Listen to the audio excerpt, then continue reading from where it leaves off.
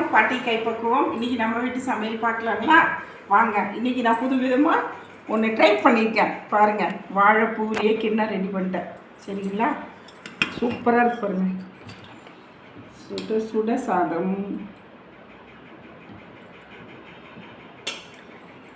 அதுக்கப்புறம் தண்ணியாக உப்பு பருப்பு, அதுக்கப்புறம் வாழைப்பூ கூட்டு,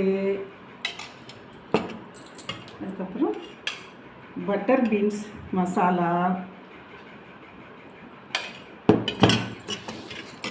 அதுக்கப்புறம் ஒரு கப் பசுந்தயிர். இன்றைக்கி நம்ம வீட்டு சமையல் இருந்தாங்க.